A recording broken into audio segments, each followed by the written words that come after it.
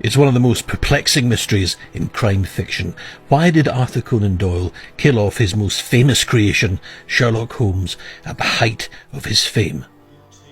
Holmes seemed to meet his end in a story called The Final Problem, published in 1893, but it caused an enormous fan backlash. Thousands cancelled their subscriptions to the Strand magazine where the Holmes stories had appeared, and there were many fans who mourned Sherlock Holmes' death wearing black armbands.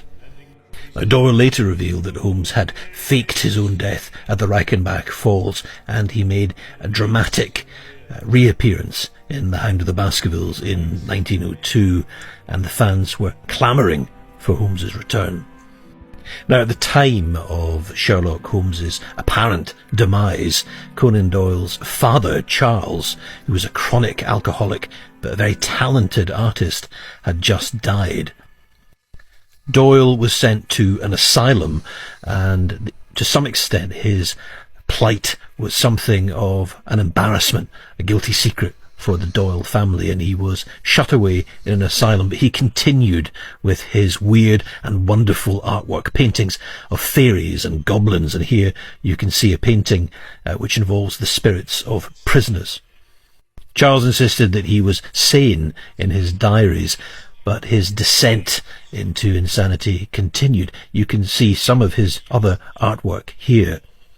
Now, we know that Charles was proud of his son's early literary success, and indeed in an interview later in his life, Arthur Conan Doyle said that his father had been an extraordinary talent, but he was very critical of his father's alcoholism, and you can see that in some of Doyle's fiction as well. He frowned on alcoholism. This is another of his father's fantastical artworks.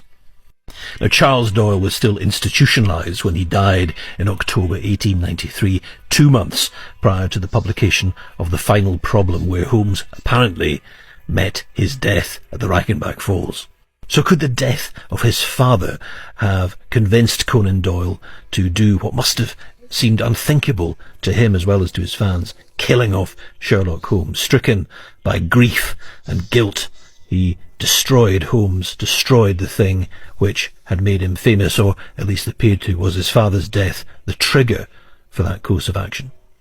In a Holmes story called His Last Bow from 1917, Holmes uses the alias Altamont, which was Charles Doyle's middle name, and Doyle mounted an exhibition of his father's artwork at the Brooke Galleries in London, and the art was praised by the playwright George Bernard Shaw.